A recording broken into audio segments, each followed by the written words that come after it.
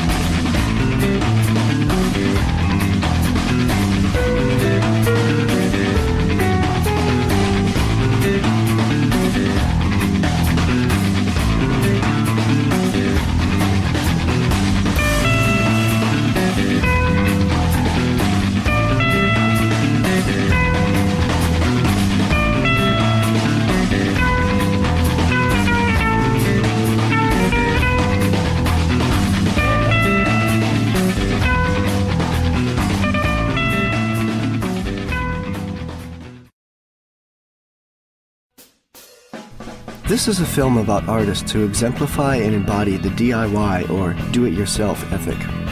We will profile a unique group of icons and unknowns working in various media including print, film, graphic art, cartoon art, dance, and music.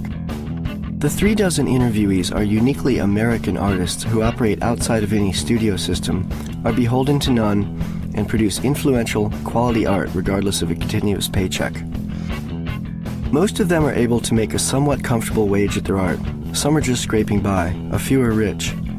Many have been major influences on modern culture. However, they all have a common denominator. The need to make art is their biggest reason to get up each morning. The DIY movement has its roots in the punk rock culture of the mid-70s.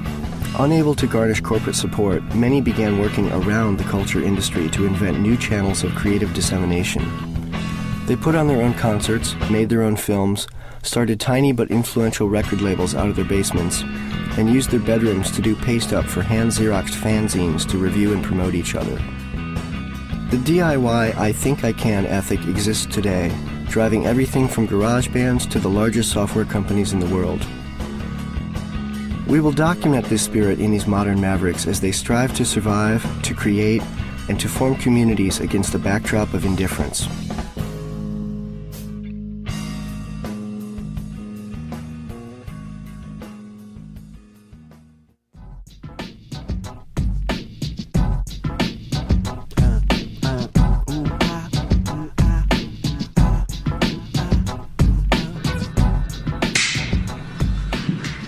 Why do you do art? I do art because it's something that my heart feels, something that changes with how I feel, changes with what the world around me feels like, and it's one of the few things in the world that seemed like it called to me in any way. Why do I do music? I don't think that the why ever enters into it. So that's probably the reason. It's beyond why. It just is what I do. And I have never understood. People ask me, so how did you decide to do music? I never decided to do music. And I don't think of myself a musician either. I just end up, I wake up, I do something, and this is what I do. And this is what has seemed like the most natural thing to do. I was hoping to do this interview with my kid in the photo, but it was impossible.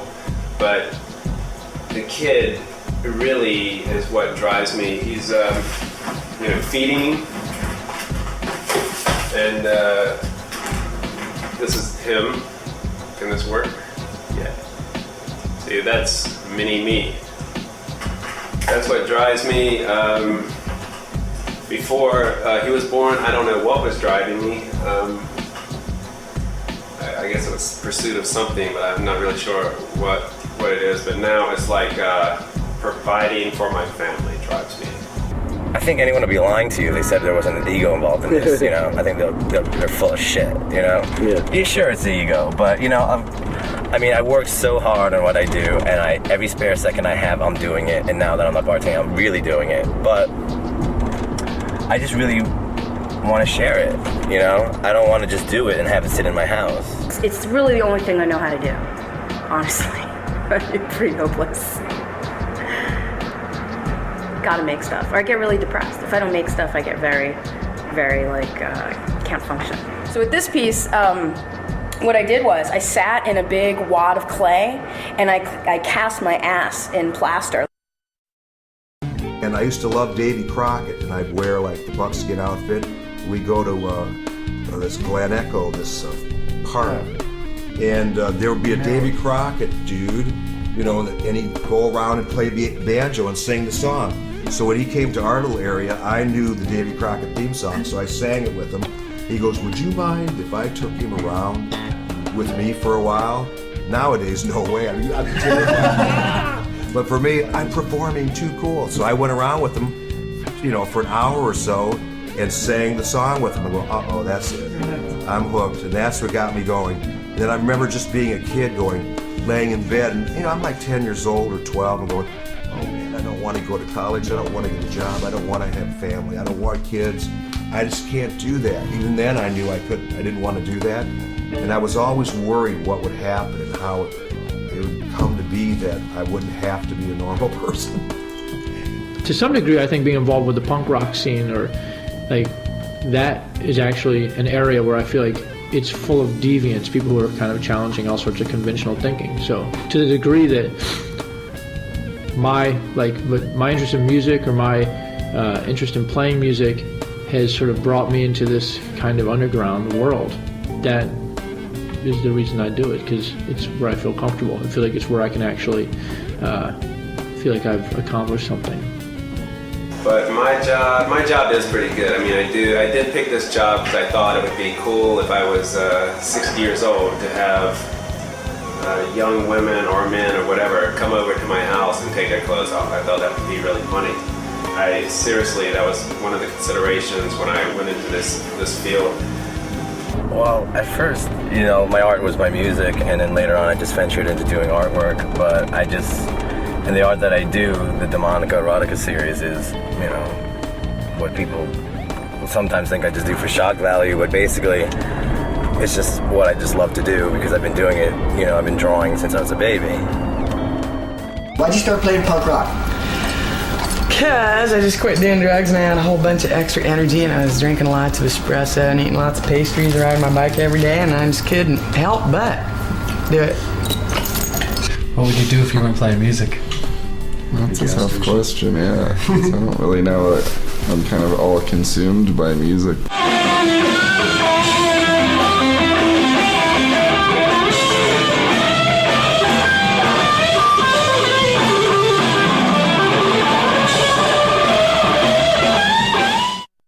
When I first started seeing band, I realized I can play. So it was never like I thought like, oh, I'm going to be in a band. It was sort of like, well, I can play, so let's get together and play some music. And then let's write a song, or let's, you know, it was all very momentary, very process-oriented or whatever, which is exactly the way I think about things in life. I had this grandmother who wouldn't shut up. She talked all the time, right? Like she never stopped talking. And she would talk to herself, she would talk to you, she would listen to you, but then she would talk. And anything that came to mind, she would have to say it. And I think that that's the urge to write, is like the urge to communicate and be alone at the same time. But the need to get everything that's in your head out of your head, you know, either by saying it or by writing it down, you know, I think it's really similar. You know, so rather than making everybody crazy and, you know, and talking too much and telling them everything that I'm thinking, I just write it all down and I just show them the good stuff. The ultimate goal is freedom, and that's what art and music and writing and literature and painting, ultimately, that's what we look for when we look to someone else. We look for them to unlatch this key, to open up this door that we can go to, and for that second, that moment of looking into that painting, of hearing that one note, finding this freedom that we so long as individuals to feel. We're doing it so we can live. you know, it's like, well, why are we doing this? We're not just doing it and then, yay, we accomplished, we ran the buses on time and now we're dead. Like, you know, unless you're the bus driver that's on the way that says hi to everybody and makes it a positive thing, they're adding some art to you can add art to being a bus driver, you can add art to just about anything, and it's basically it's taking whatever life is and making it better, and making, you know, expressing this like really deep felt core of our lives. And if you don't have that, if I don't have that, it's bleak, you know, everything, there's nothing else. I began to realize that it was something that I could do, and it was something that kept me sane and focused, whereas I lacked focus in every other category. So yeah, I've always done art. I've always painted and drawn, created.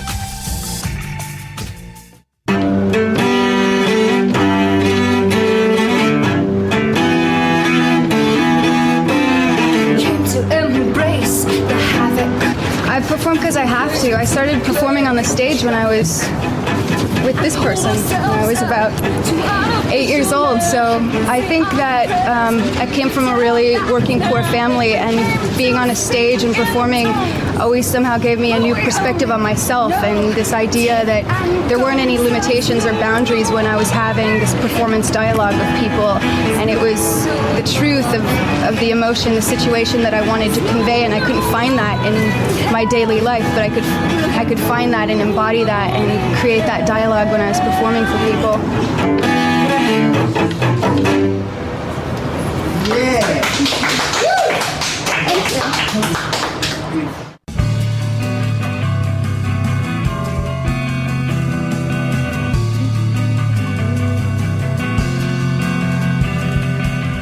We were probably approached by virtually every major label on some level.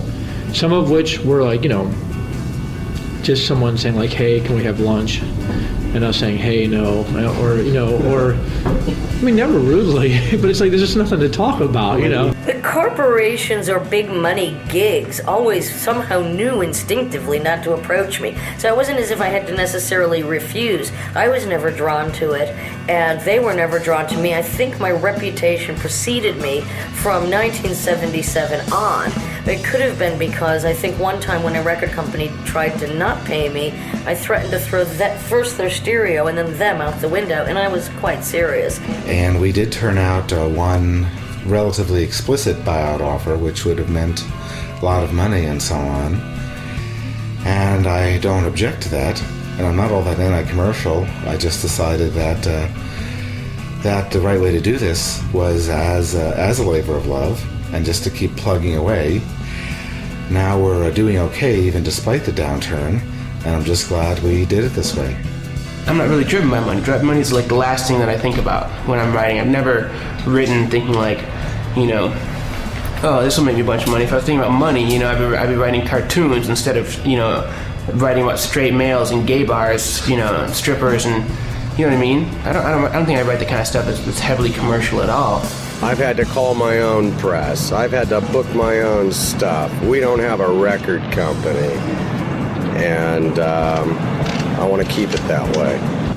But there was also times where we were offered really, you know, ridiculous amounts of money, absurd amount of money, because they were trying to get our attention, like, you know, because they were saying like, we should talk about it because, you know, we'd like to do, you know, we're talking about $1 million deal here or something, you know, and you're like, but the thing is like, what they didn't take into account was that I'm coming from, you know, the early 80s. Like, for me, it was no fucking joke. It was like, this is like, it isn't a radical point of view. And I feel like that what we created was something like, when I don't mean we, the band, or we, the label, or even we, Washington, D.C., I'm talking about we, like, all these people, all these kids and young people all around the United States who created this network, you know, we made something that was like in spite of major label. It was a parallel community. It was legitimate, authentic music that didn't have to deal with all that nonsense. And this was not something that was for sale.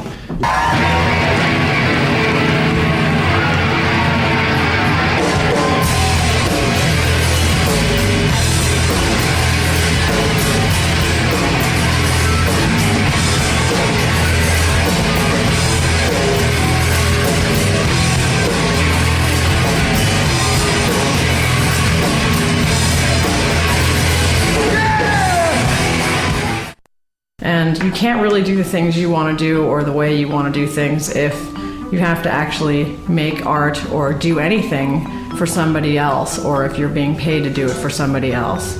That means that you're doing it for them, and you're actually not purely doing the art how you express it or how you want to do it. I just reached a point where I had to put everything I had into it and try to make it work for me, because I knew that I really wouldn't be happy doing anything else. And I used to show my work in other galleries in Washington, D.C. and New Orleans. But I got sick of dealing with somebody in the middle to sell my work, so that's why I opened up my own gallery. Major labels in general, they've really succeeded in their war. They've totally corporatized punk rock and revolution. Because the major labels are so corrupt and obviously just in the way of the whole thing. I mean, the distribution channel's gone. You know, there is no distribution channel anymore. It's all bytes, and there's no need to push around a little silver disc anymore. It's not necessary. At this point in my life, I prefer not to be on one, but if I were, it would be under certain terms which they seldom agree to, especially an artist on my level. But besides that, major labels are not interesting. It's boring. You know, it's like that, to me, like most major labels, music is like, it's just not that interesting. What would those terms be? Yeah, what would those terms be? That they at least use a little lube before I give them the privilege of fucking me. It's usually when something doesn't, you get to a stage and then somebody asks you to do something that feels weird, or, just as far as writing songs that might have swear words in them, even just, well, if you take this out, then you can get radio play. There's a song on it called Baby Dick Fucking. Warner Brothers they told us basically, if you don't take this song off, we're not going to do this record. And we thought, and we did, I'm not going to say we just said, we considered it seriously. And then we told them no. We're like, we're not taking it off. Fuck you.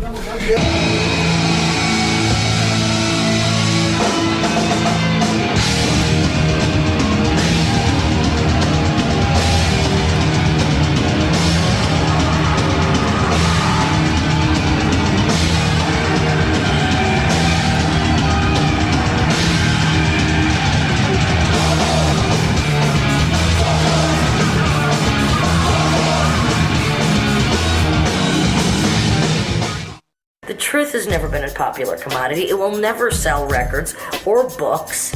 So therefore, it's not even a question of selling out or finding a corporate sponsorship. They do not desire me, and I do not desire them. I look at each interview as equally important, whether it's for a zine or a Rolling Stone. It's like, zines are more important than Rolling Stone in some ways. Rolling Stone reaches more people maybe, but because of the D.I.Y. thing, zines are more important to a lot of us. Not really saying you're better or worse. You get a kink in your neck looking up at people or looking down at people, but if you look right across your shoulder, like your peers, there's no kinks. And this is part of Jam Mikano, doing what it takes for you to try to realize your expression. And not getting caught up in all these side issues, how to adjust the tiara on your prince's head, and this stuff, That's fine for other folks, but I think that gets in the way of trying to say what I want to say. I like what John Coltrane said about music. Somebody asked him, what are you trying to do with your music? He says, I'm just trying to uplift people. And he goes, I work for this liquor company, and we'd love to use your stuff to do this bar promotion. And that's like, well, he basically remembers my strip was about drinking and a lot of drinking and stuff like that and partying back in college. It's vastly changed now. And I said, well, I don't really, I guess I talk about drugs and stuff a little bit and drinking, but mostly I deal with a lot of different issues. And he's like, well, what do you mean? And I was like, issues of race and some politics and different things like that. And he's like, oh, race? Well, that's cool, man, because, this liquor is going to be marketed towards black people, so... circus. Of course it's a sellout. Like I was telling you earlier, I wouldn't be doing historical justice to my ancestry if I didn't lie, cheat, steal, and embellish liberally. I think most writers are much more into people reading what they've written than they are about making a zillion dollars. And so, you know, the more people are like, the more people that read my stuff, that I'm happiest when more people are reading it. It's bad enough that we're so fucked up to begin with, but then to cry when the words aren't coming fast enough because you've exhausted that memory of your ex-girlfriend, your dead mother, your fucked up friends. You don't really worry about your job and the money. Always the money. Where's the fucking money? I was just like, you don't understand.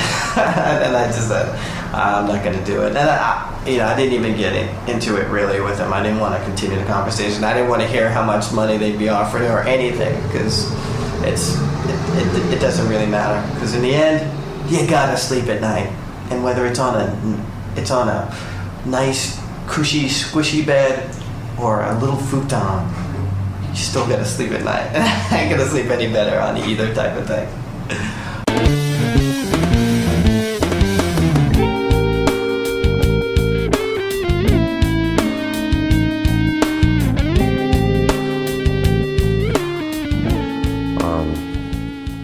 It's not like it is in the books. I mean, it's not. Me and Mark make barely enough to eat and survive right now, even though we would pay this overhead that we're all in the studio. It comes in waves. Sometimes we sell a bunch of paintings.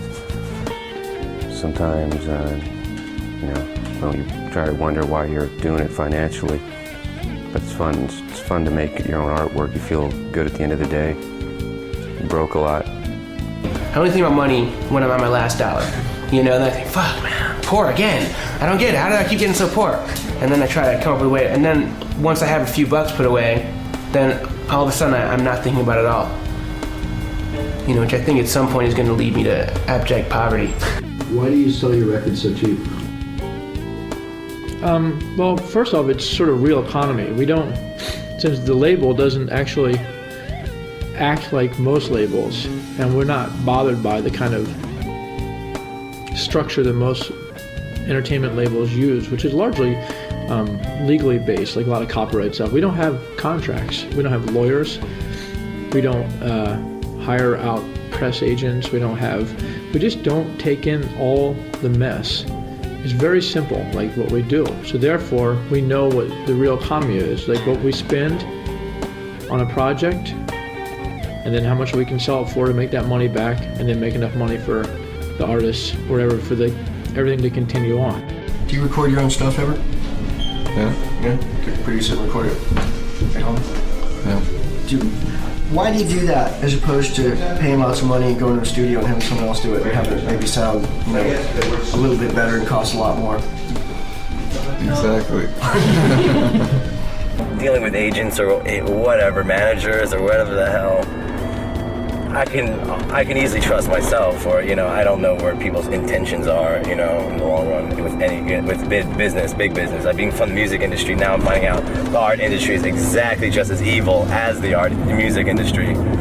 I suppose that's why I've always tried to do things myself, and it's really hard to do because it costs a lot of money, and so I try to live my life as inexpensively as possible so that I can actually save money to, publish my own books or my own postcards or whatever.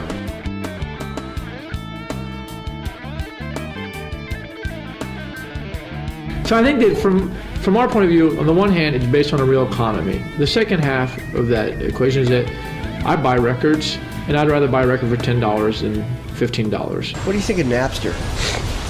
I think it benefits artists on a smaller level, and maybe not the ones who are already millionaires. That's good. But hey, I think that the people who aren't millionaires deserve to benefit more than the people who are at this point from it. So there's many schools of thought, and the people that really sort of stand up and are vocal about it are the ones saying, look, it only helps promote you and blah, blah, blah. But I think that there's a whole huge school of thought that just think that they shouldn't have to pay for music, and I think that that's bullshit. And as the bandwidth increases and we can get CD quality digital music as fast as movies as fast as we get MP3s, then the crucial issue is going to be figuring out how to compensate people fairly for their art and cutting out the middlemen who really have no purpose anymore. I had to publish my own stuff, so I started publishing zines, and I started leaving them for free in different comic book stores around the city. And this one guy said, "Hey man, don't leave them for free.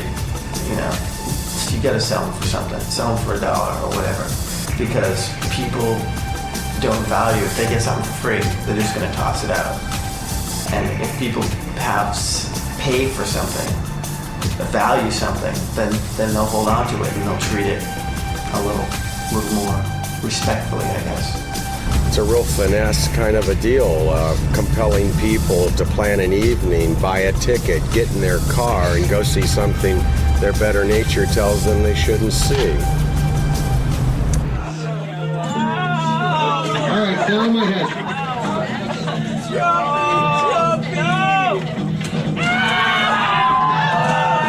It's the lowest form of entertainment. Tell your friends, thank you for coming. Get the fuck off my head.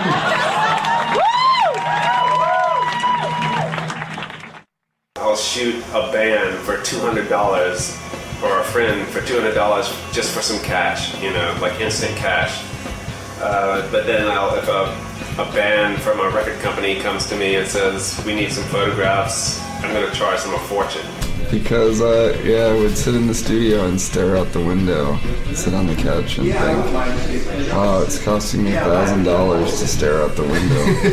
Somehow I would be paralyzed in that position just thinking that, and the day would go by and I'd leave. And there was $1,000 out the window, and I figured I could do that at home.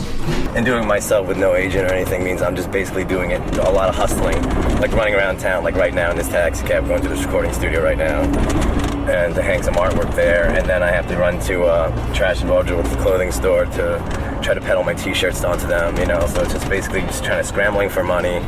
But I'm so highly organized and structured, and I've kept my overhead so low, and I've been able to find outlets, but I have to live my life 6 months in advance in order to support myself. And most people can't do that. That's very frustrating, because you feel as if you're trapped by time almost, because you have to know what's going to happen, because otherwise you might have to get a day job, and that's just anathema to my nature.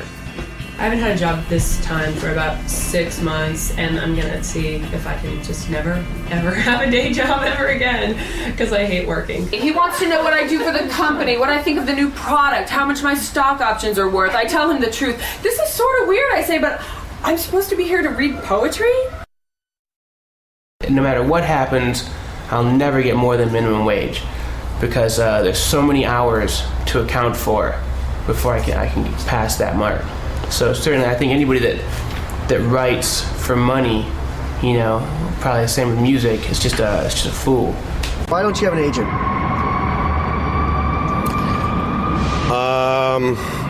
10%. Why don't I have a manager? 15%. Why don't I have a publicist? $5,000 a month. What would you be doing if you weren't doing this? I'd be a publicist.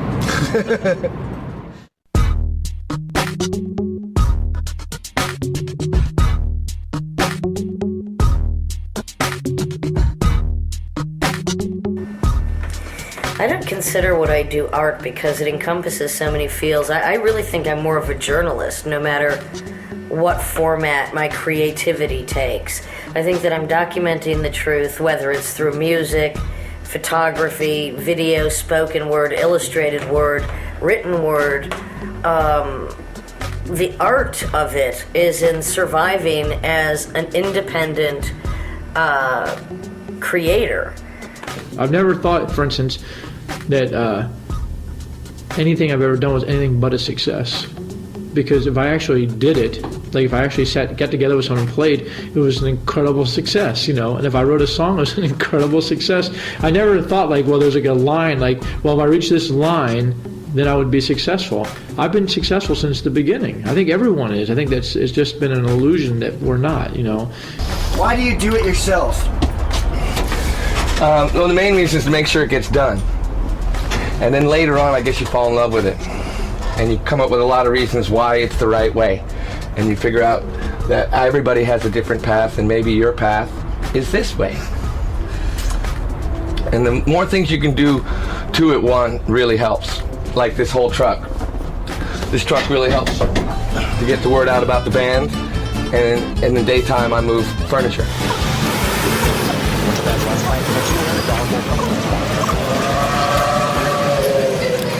An artist, an American artist, West Coast artist, female artist, queer artist, living artist. Great American, living, queer, West Coast, female artist. Yeah. I don't really consider myself to be someone who does art. I feel more like I'm someone who takes photographs and shows those photographs in art galleries. I used to think I was an artist, but the definition of what's an artist is now kind of cloudy to me. You know, basically someone who uses the internet and computers to again to glorify the individual and to fight things like, you know, corporate hypocrisy and all that crap. That's what I think of. It's definitely a DIY sort of, you know, ethic, if that's what you want to call it. It's empowerment, and it's realizing that the tools are there for anybody if you just learn to use them. I don't think of myself, oh, I'm a woman artist and I really am trying to speak to women or not speak to women. Nothing like that. It's really, I'm just a human being. I'm just a soul.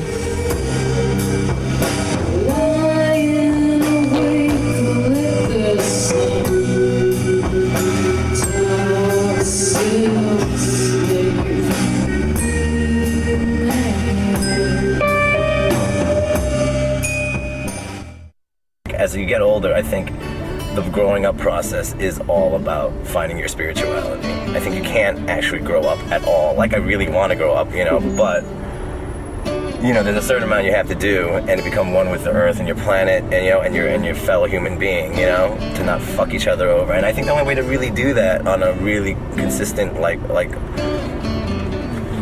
compassionate and like really selfless level is through spirituality, you know, finding what your spirituality is and like letting go of a lot of, you know, everyday anger and frustration and just, you know, maybe even praying a little bit.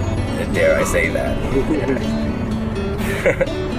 you think there's a spirituality in punk rock? Definitely. Well, there is now. I think, you know, there's been phases of it where it's just like, let's just get fucked up, let's do a lot of speed, drink a lot of beer, and, you know, have a lot of perv sex. And that was punk rock for a while. Fashion. Let's like shock people with our outlandish piercings. But yeah, I just think people are more, let's use punk like people used to use folk music to move people, to change things.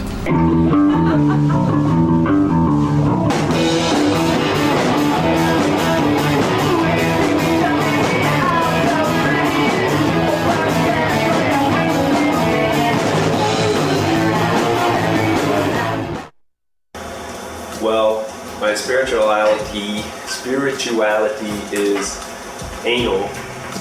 My personality is introverted, and my sexuality is muted. What is your name, Matt, and do you consent to be filmed? Yeah, my name's Matt Inger. And you consent? Mark's brother. I'm Mark's older brother. Older by how long? 2 minutes. So does that mean you win the arguments because you're older? No. No. I just had to brave the world first. You guys fight? Huh? Yeah, every day. All the time. You love each other? Yeah. What's it like being partners with your brother? It's beautiful. It's the most beautiful thing in the world, and it's the most horrible thing in the world. Because it's like you're married to him and you can't get a divorce. We both know exactly what to say to cut the other one to shreds with our mouths. We're good at sparring with each other, and you got to be careful in your personal life that you don't talk to like your girlfriend or something like that, because I could send my girlfriend into a total freak out with just a few words because I'm used to fighting with him. Do you ever fist fight with him? Yeah, all the time, but I'm not proud of it, but sometimes you have to. Who wins? Nobody. Well, I have great friends, and I have the ability to make music, to create music, to write music, and I have a great family. So knowing good people is a great thing. I feel rich in that regard. And the fact that I'm fortunate enough to be allowed to play music. So really, that's most of what I need. There's never been an issue of like, well, time for us to get real. They've always been real. That's the problem with American society. Everyone says like, well, it's time to get real. Fuck that. You're real from the beginning, so get with it. I like being on stage, and I like touring, and I like being in the studio. I love writing songs or playing for my friends at a party, because it's music, and it is truly the most wonderful thing there is. That is, of course, my opinion, which matters more than most people's. What's your book about? About a speed freak bike messenger in love with a stripper and her road to enlightenment. Well, I'm sure that's a stretch for you. Yeah, it was. I made it up. Oh, I was supposed to say, most men seem to think, most men either seek war, sex, money, fame, or some combination of these four. I make my living documenting sex and providing sexual fantasies for people, but I don't think of myself as a big sex maniac. Sometimes I dress just in like lingerie and high heels or something like that, and sometimes I feel more introspective, and it's not always so crazy. It's not always so involving. But I just want to be true to the mood I'm in. It's just about being true to what mood you're in. Being honest with who you are, and so.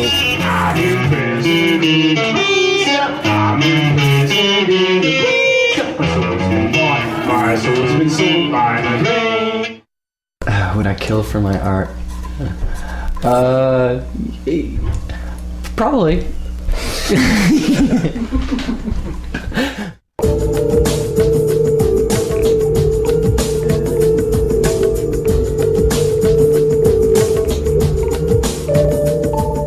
We're all victims of whatever circumstance, whether it's religious indoctrination, classist structure, the family structure, which is the microcosm of the fascist organization, being bullied, being a freak. I mean, we're all on this planet now, on this planet forever, in one way or another. We have been victimized, unless we're that very small elite cult of people that have born blessed.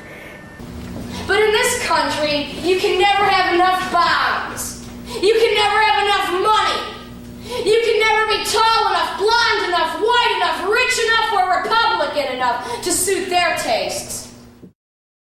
Criticism sucks. I mean, well, I think artists deal with criticism differently. It depends a lot on if they're doing it because they care about their art, or if they're doing it because they're trying to prove something to somebody or to themselves. The first question I ask is, where's the criticism coming from? I mean, who is it coming from? Where is it coming from? If it's mean-spirited, mean-spirited criticism is just worthless. It's just somebody else putting you down for trying something. I tried to take a music class in 7th grade. He put me on the clarinet, and after 10 weeks, his name was Mr. Looney. He says, "Watt, you try hard, but you just don't have it."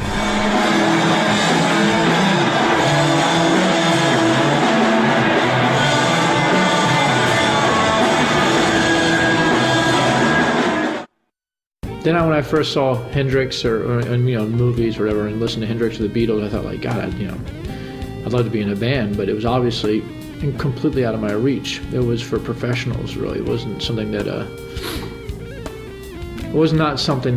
I would be able to do, because I couldn't play guitar.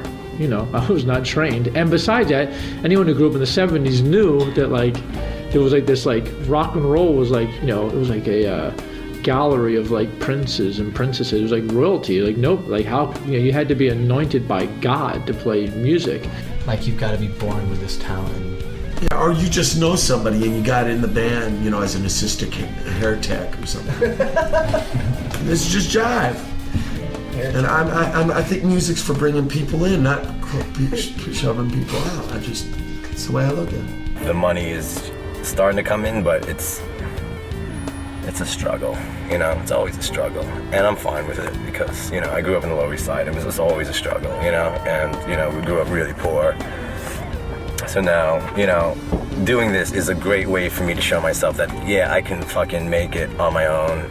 Especially in Manhattan, in the art world, even if they know you personally, they could have known you for years, but they don't really like your work or you until they hear it from somebody else that they respect. And I also hate being thought, you know, or being accused of being an imitation of the people who imitated me in the first place.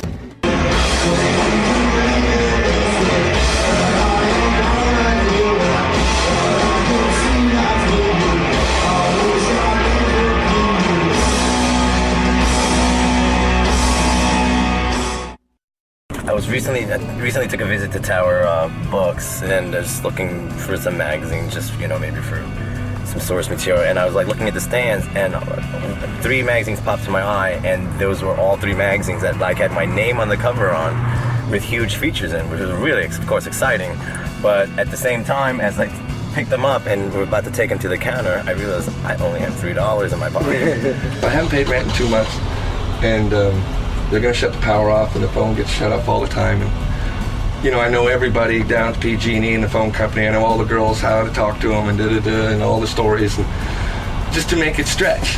Eviction. We lost our practice space, my band did, and now I'm fighting an owner move-in eviction. I can't tell you how many illegal owner move-ins I was a part of that really pissed me off. I think we just have to be very wary of how our time is stolen from us.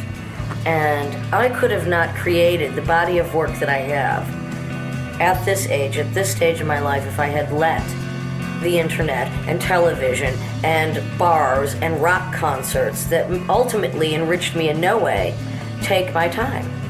There's no way I could have created. It's not as if work is the only thing I live for, because it certainly isn't. And I need outside experiences, and I constantly want to know what's going on and what people are doing. However, you just have to be cautious. Everything there, so much exists in order to steal your energy and your time, and I won't have it. In the big scheme of things, when stuff gets really rough and horrible in your life, it's like the one thing you can do is you can produce art. And the worst times in your life are you can produce some of the greatest art, and it's just something that you can return to and be proud of if you look at some of the work that you've done during some of the bad times. Maybe right now we could be on the verge of the next great explosion in underground and independent music, because if you look at the history of it, the height of the Cold War, Eisenhower years, is when you saw the emergence of rock and roll, and then in the turbulence of the 60s you saw the hippie movement, and then at the height of the recession and economic upheaval in America and Britain, you saw the emergence of punk, and then in the Reagan years you saw all the American hardcore and indie stuff really take off. And for the last 10 years, through the 90s, there was nothing really happening because people were prosperous, people were happy, they were fat, they were sitting in front of their computers and they're making money, and so they're not going out to see music, and they're not really angry with anything. They want to keep the status quo and keep what they've got. And now the economy's unraveling and there is tension in the air, and people realize, you know what, we've got to get out there and say something. We have to do something with our lives. We need to create and make that creation meaningful.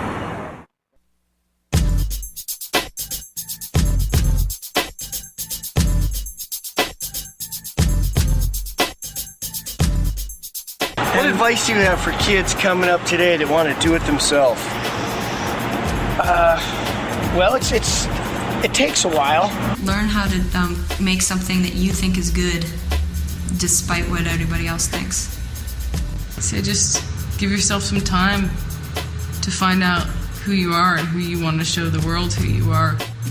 If they are somebody that really doesn't have a choice but to keep doing this thing they love to do, like they didn't choose it, it chose them, even though that sounds kind of corny, but that's actually how it happens a lot, I think, then just be prepared for a lot of work and probably a lot of rejection and probably not so much success, but if you need to do it, then the ends justifies the means anyway, so you'll be all right.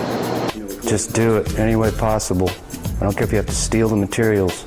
Just do it and keep improving on your skill factor. Make it the finest and hardest thing to do is just keep up a level of skill that's just unmatchable, even the way you wrap the canvas. Everything really well packaged, put together, whatever that package is, come up with a format, come up with your images, and just keep developing those images. They'll naturally develop into your own visual language if you just keep doing it long enough. Don't get too discouraged, man, because I've been living in rat dens for about 15 years. Just now getting my head above water. And like I said, never lose touch with what you just want to create for yourself. But the whole like falling into like, maybe I'll get signed, maybe I'll get chosen, da da da. I mean, that's so easy to lose your own personal vision in that. And if you're waiting for the validation of that external stamp to hit your forehead, I mean, you either get a short-lived ego blast or a long-lived ego blast that will end. The only specific advice I'd ever have would be to say, just do whatever you do because you love it. That way, if in the future it doesn't turn into like selling tens of thousands of records, or it wasn't the most beautiful painting or the most incredible sculpture or whatever, at least you enjoyed yourself while you were doing it, and you were doing something that you loved.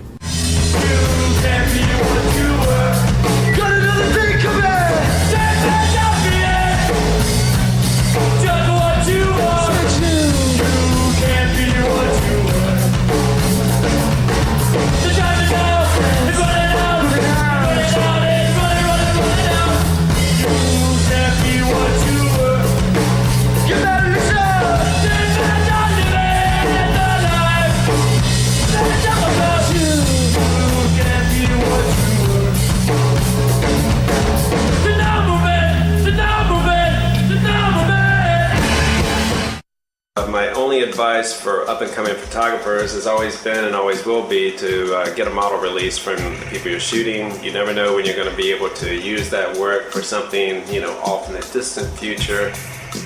I can tell you I had a really hard time collecting model releases for stuff I did in the 80s. I had to collect them in the early 90s. It was difficult. I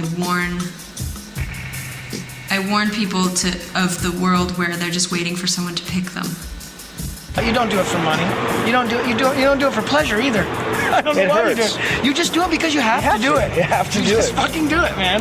And everybody I've ever worked with, I've paddled some bands through the lowest ebbs of their careers. Where's the drummer? He's dead. Just keep rowing. Just keep rowing. Whoa, we lost another one. Just don't. Just keep going. At least they brought their own weed. They seem cool. We'll let them on the boat. Oh, we gotta lose them. Bam!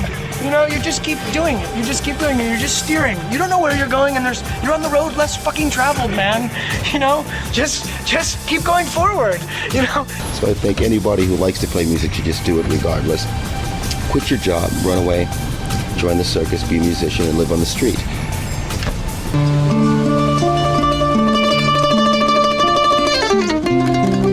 Oh shit, that's right, this is a mandolin.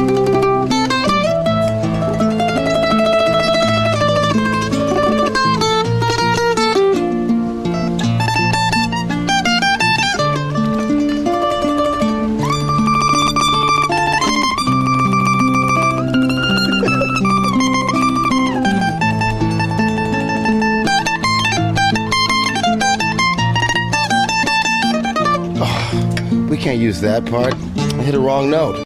Because a lot of people say, wow, I don't believe you're able to exist just doing your art. And that's what you gotta stop and think about and be happy about, because there's a lot of people that say they used to do, I used to draw. That kills me more than anything else, is people sit there and say, I used to do this or I used to do that. It's, why don't you do it anymore? Oh, there's no money in it. And is that the priority? Is really that the priority? I mean, that if it made you happy, then that's better than anything else. And I suggest that anyone taking photographs of someone always pays the people, even if it's $1, So you don't come back down the line. They don't come back down the line and say, "You're making money off me. Where's my cut?"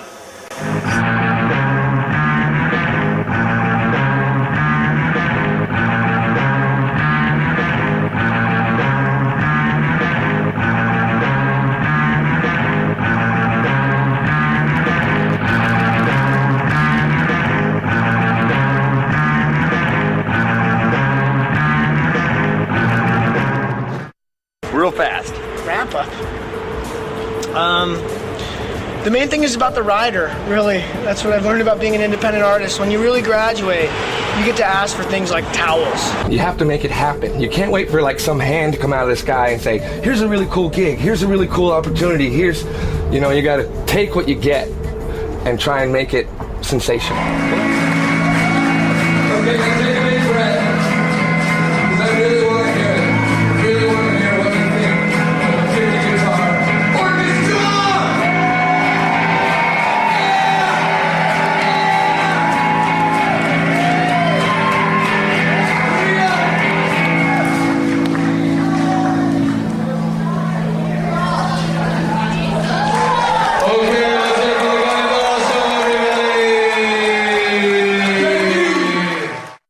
Do it yourself. And don't wait for a trust fund or a grant or think anyone's going to come and help you. But buck up your resources, get a job if you have to, find a way to gather the money, and just do it. It's not that difficult. You have to just have the will to do it.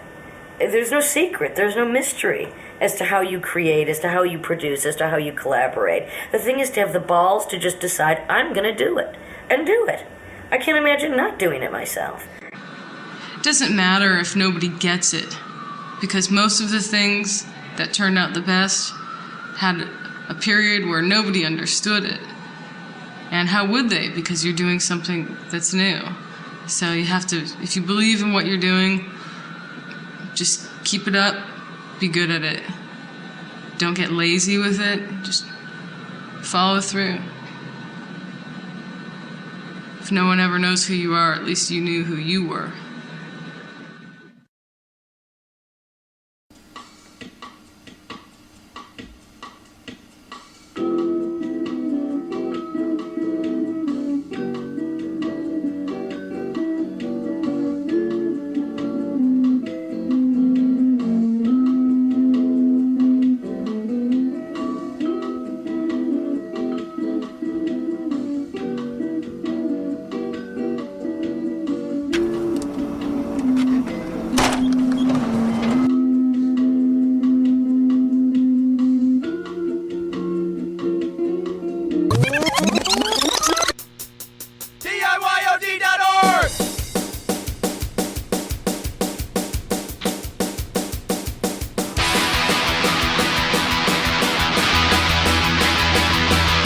DIY or die, DIY or die, DIY or die, DIY or die, DIY.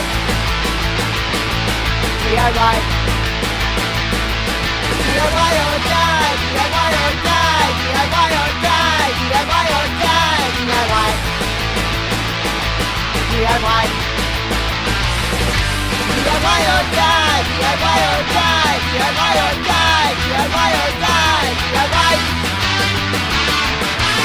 DIY. DIY. DIY. DIY. DIY. DIY.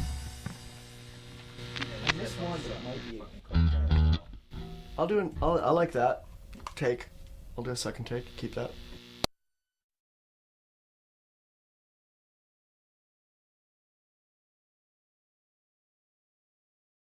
It's like if, you know, for me, like, I don't actually have any kind of real, like, art outside of, I don't even have a hobby really outside of music, you know. I don't have hobbies. All I do is just be me. That's basically what I do. But I will play piano on my own, you know, I'll fool around. And I think probably in the world of competitive piano playing that I would probably come in very close to last. And, but luckily, I don't actually exist in that world. I just love to play piano, and I can never fail.